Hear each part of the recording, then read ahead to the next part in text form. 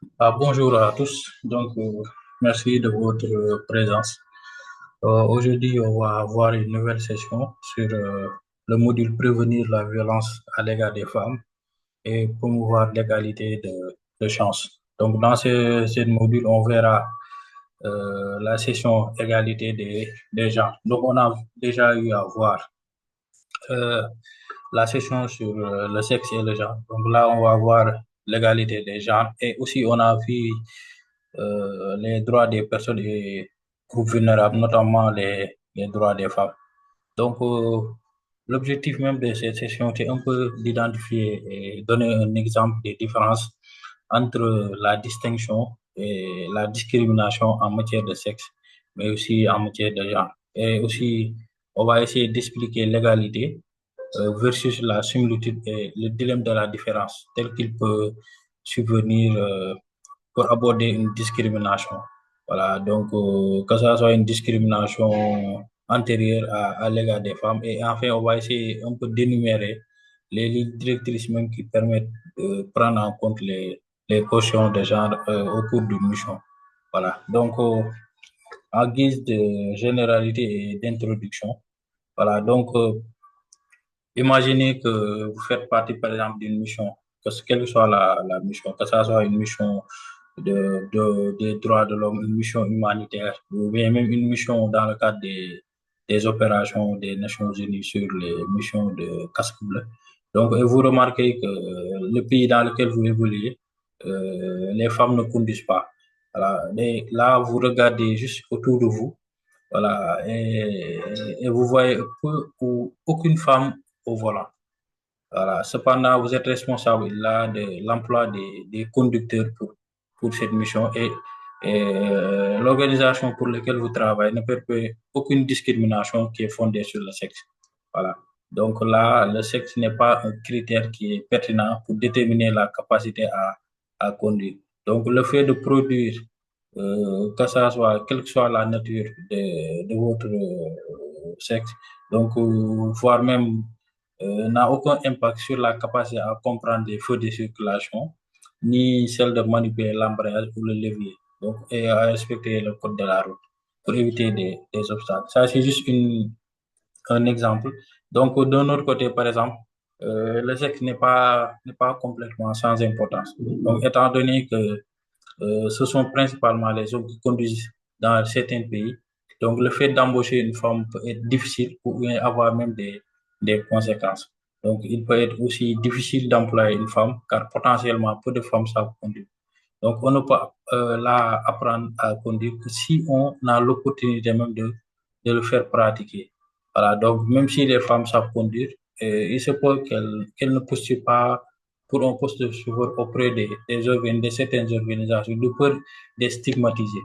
Donc, dans certains pays, comme je l'ai dit, c'est le cas. Mais par exemple, si on prend l'exemple du Sénégal, on voit pas mal de femmes qui conduisent des véhicules. Et c'est quelque chose voilà, qui est raisonnable dans la conscience collective. Donc, pour toutes ces raisons, bien d'autres aussi, faire appel à une femme, par exemple, qui conduit dans un pays où les femmes conduisent rarement, et même si cela même est possible, ça provoque des conséquences différentes que lors du choix même d'un homme. Donc, cela peut paraître comme une absence de sensibilité de la part de l'organisation par rapport aux coutumes, mais aussi par rapport même aux cultures locales. Voilà. Mais cela ne peut aussi avoir des conséquences positives. Donc, en montrant aux femmes que l'organisation pour laquelle on travaille ne les discrimine pas, mais que de nouvelles possibilités leur sont aussi ouvertes. Voilà. Donc, c'est un peu ça pour un peu introduire cet aspect-là. Donc, il y a plusieurs on peut dire, résolutions qui ont été mises en place par les Nations Unies, donc qui promeuvent l'égalité des sexes.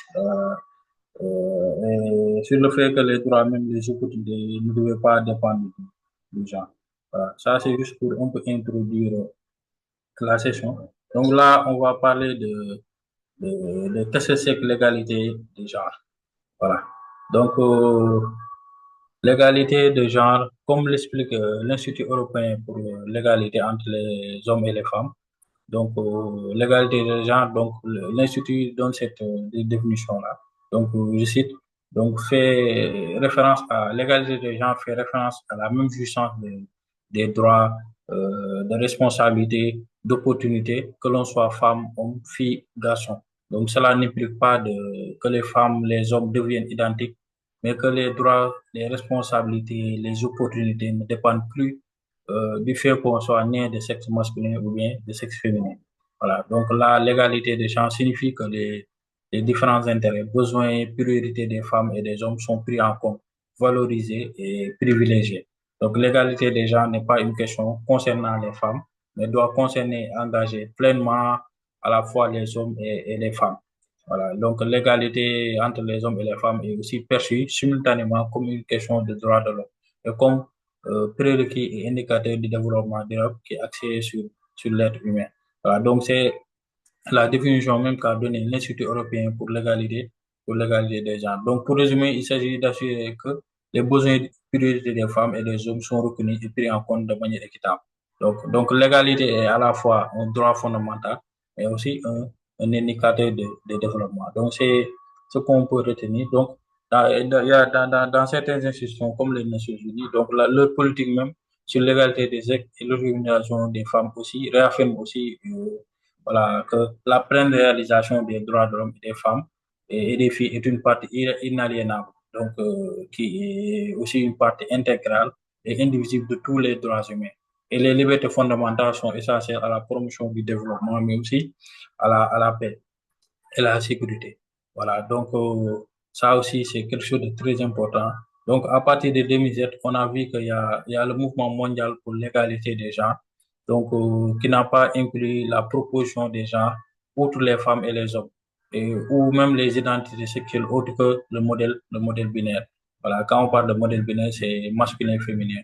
Voilà, donc à l'échelle mondiale, donc atteindre l'égalité des genres nécessite également l'élimination de toutes les pratiques néfastes, donc à l'encontre des femmes et des filles, y compris l'exploitation sexuelle, euh, je peux dire même les féminicides, les violences sexuelles en temps de guerre, aussi toute autre forme d'oppression. Voilà, donc depuis cette date, en 2017, donc l'égalité des sexes est le cinquième des 17 objectifs de développement durable des Nations Unies. Donc vous voyez les ODD, donc l'égalité de genre est devenu le 17e ODD. Donc ça aussi, c'est très important à prendre en compte. Donc, comme je cite, l'égalité des sexes est à la fois un objectif de développement en soi et un facteur essentiel de développement durable.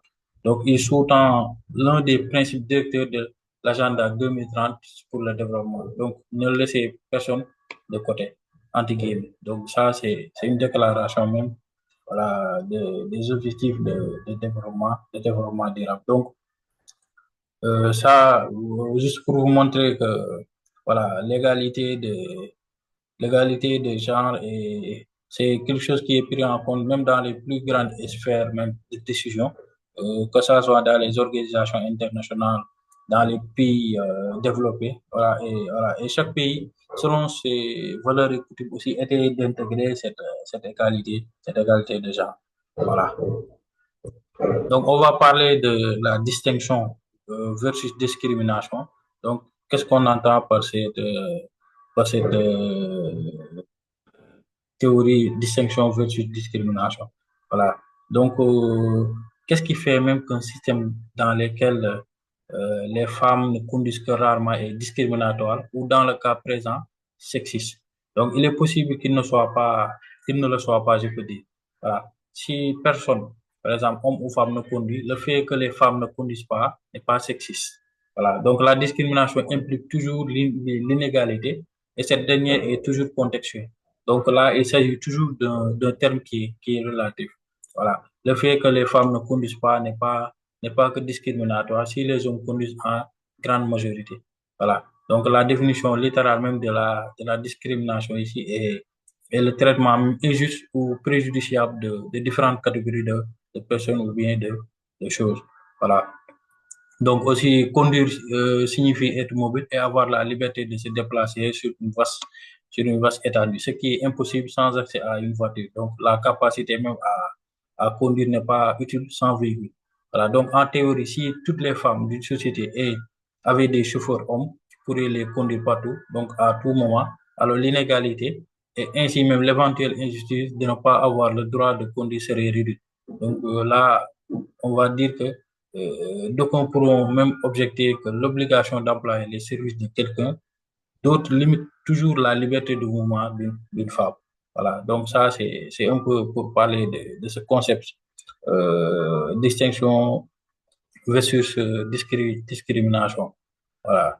Donc, dans cette même dynamique, même le terme discrimination, en fait, ça fait toujours référence à un traitement négatif. Voilà. Donc, qui implique des catégories de personnes, bien de choses en particulier. Donc, et la discrimination aussi est fondée sur les catégories de sexe et ou de genre. Donc, cela nous amène au terme même opposé de nos pères. Donc, la distinction. Donc, la distinction, c'est quoi? Il est possible même d'avoir des catégories sans les distinguer les unes des autres. Donc, souvenez-vous même que dans la leçon sur le sexe, donc on a parlé, êtes-vous homme ou femme? Donc, comment le saviez-vous? Donc, tout le monde vous distingue comme étant d'un sexe ou bien de l'autre. Donc, dans chacune de nos rencontres, notre sexe est marqué ou noté d'une manière ou d'une autre. Voilà, souvent de plusieurs manières, même je peux dire. Voilà. Donc ça aussi, bon, c'est important par rapport à cet aspect-là. Voilà. Donc il est aussi possible d'avoir des catégories sans distinction, mais il ne doit pas non plus y avoir de discrimination. Voilà, cela dit, la discrimination même implique toujours une distinction, mais l'inverse même n'est pas vrai. Voilà, il peut y avoir distinction sans discrimination. Voilà, par exemple, le fait d'identifier le sexe de son enfant pour lui donner un prénom constitue une distinction par le sexe, mais cela n'est pas en soi discriminatoire. Voilà. Donc, toutefois, si tous les prénoms même des garçons étaient négatifs, donc, et tous les prénoms des filles étaient positifs, alors on pourrait même stipuler qu'une discrimination à l'encontre des garçons était employée dans l'attribution même des prénoms sexuels spécifiques des enfants. Voilà. Donc ça, c'est juste pour parler de ce théorème-là, distinction versus discrimination. Là aussi, on va parler de l'égalité, mais aussi versus similitude. Voilà, c'est le dilemme, ce qu'on appelle le dilemme de la différence. Voilà. Donc, l'approche même de la similitude, c'est quoi? Donc, lorsque les institutions tentent de développer des politiques qui favorisent une égalité, donc elles le font toujours en général pour réduire ou bien pour éliminer les précédents modèles de discrimination. Voilà. Donc là, elles commencent souvent par tenter de minimiser la signification des différences avec pour objectif de traiter même tout le monde de la même manière. Donc, de notre propre expérience, on sait sûrement que l'effort même à consentir pour traiter tout le monde de la même manière est tout sauf simple. Voilà. Donc, les personnes sont des individus. Donc, il n'y a pas deux pareils. Donc, même les jumeaux identiques, même élevés au sein de la famille, auront des personnalités, des compétences, des forces, des faiblesses qui sont différentes avec le temps. Voilà. Donc, si, par exemple, on a des enfants, on sait à quel point il est difficile de les traiter de manière égale tout le temps. Voilà. Cela dit, cela peut être ce qu'ils demandent même de votre part. Donc, ils veulent le même nombre de cadeaux, les mêmes privilèges, la même quantité d'expression d'amour et de temps. Mais qu'entend-on par lui-même? Si un enfant, par exemple, de 12 ans et que l'autre en a 5 ans, leur offrez-vous les mêmes cadeaux? Et s'ils sont proches en âge, même que l'un est plus petit que l'autre et que certains jeux ou activités dépendent de la taille, leur donnez-vous aussi les mêmes cadeaux? Donc, si l'un d'entre eux reçoit des cadeaux plus chers, l'autre se sent lésé. Voilà, donc ça, c'est juste un exemple pour vous donner un peu l'approche, cette approche de la similitude. Voilà, donc effacer même ou éliminer les distinctions aussi, c'est en fait, on peut dire que la discrimination nécessite une distinction parmi des groupes de personnes selon certains critères. Par exemple, on peut parler des critères de sexe, origine, caste, religion, nationalité. Donc, les politiques de lutte contre la discrimination aussi peuvent tenter d'éliminer l'établissement de ces distinctions-là sur la base de ces critères. Voilà. Donc, commencer par ici la distinction de la discrimination. Voilà. Toutefois, d'autres distinctions ne peuvent être éliminées que de cette manière. Donc, certaines entre les groupes sont fondés sur des critères physiques visibles, tels que la couleur de la peau ou d'autres même caractéristiques même de corporelles. Donc, pour de telles distinctions, une autre stratégie corrective pour aborder la discrimination consiste ici un peu à créer des politiques qui tentent de rendre les effets des distinctions ou différences mais moins négatifs pour le dit groupe donc qui a été lésé par ces dernières. Par exemple, la décision même du Cour suprême des États-Unis dans le cas Brown contre le Bureau de l'éducation de Topeka a officiellement mis fin à la pratique même de ségrégation raciale dans les écoles publiques. Donc, avant cela, les enfants noirs et les enfants blancs allaient dans des écoles différentes. Ouais, donc ça, c'est une politique antidiscriminatoire qui a été développée dans la foulée de cette célèbre affaire, donc aussi qui enjoint aux administrateurs scolaires de ne pas prendre en compte la race d'un élève lors de son admission dans les établissements. Donc, la décision même ne décidez pas, vous ne pouvez pas poser des questions au sujet des différences raciales, ni vous ne pouvez indiquer ou mentionner la différence raciale. Donc, elle indiquait ici que vous ne pouvez pas utiliser la différence raciale pour refuser l'entrée d'un élève dans votre établissement. Voilà, donc ça aussi, c'est très important à savoir pour séparer un peu la distinction de la discrimination. Voilà, ici, on va parler un peu de l'approche de la différence. Donc, quand on parle d'approche de la différence, l'adaptation des règles pour garantir l'égalité des champs. Donc, les exemples qu'on a juste mentionnés ici concernent les caractéristiques et les critères voilà, qui peuvent être quelque peu plus faciles à percevoir comme les différences non pertinentes.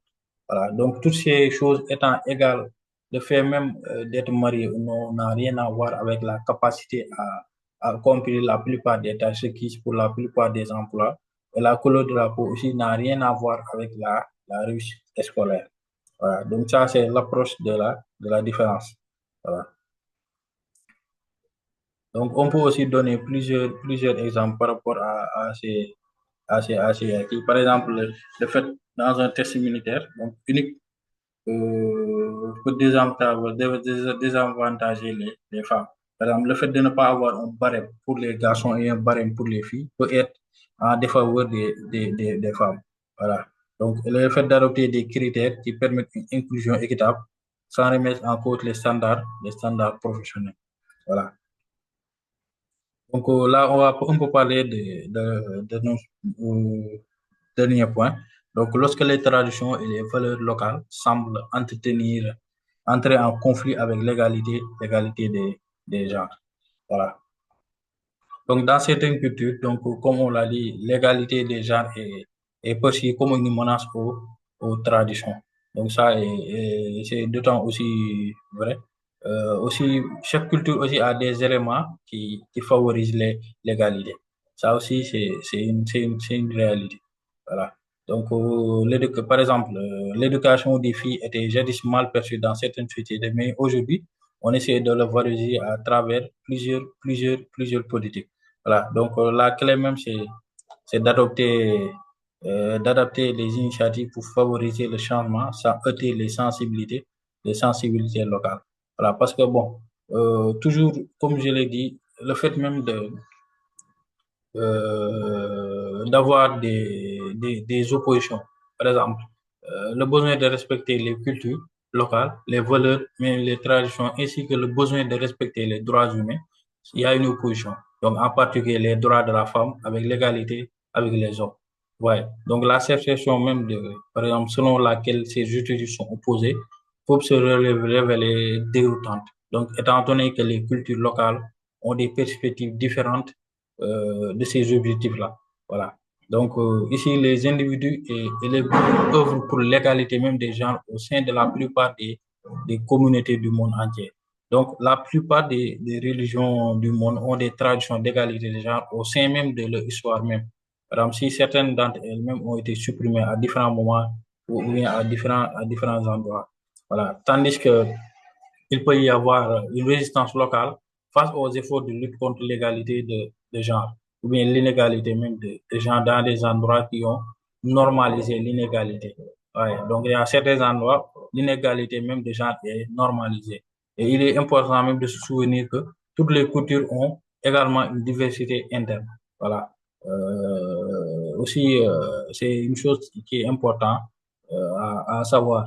Voilà. Parce que si on prend l'exemple de la réalisation de la résolution du Conseil de sécurité, la résolution 1321, donc il implique de créer un espace pour qu'une variété de voix féminines soit entendue dans la communauté dans laquelle on sert. Voilà. Bon, malheureusement, euh, on n'a pas trop d'informations concernant le type de conflit même avec les traditions locales. Bon, mais il faut toujours savoir que c'est important.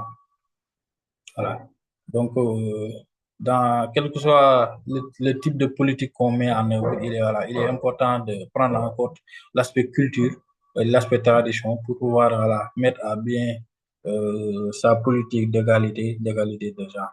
Voilà, donc on est au terme de notre session. Donc là, en réponse même à la question ouvrant cette session, donc quand sexe et genre est-il pertinent? Donc la réponse est toujours, il est toujours important de prendre en compte le sexe genre. Voilà ce qui signifie même prendre en compte la dimension de genre.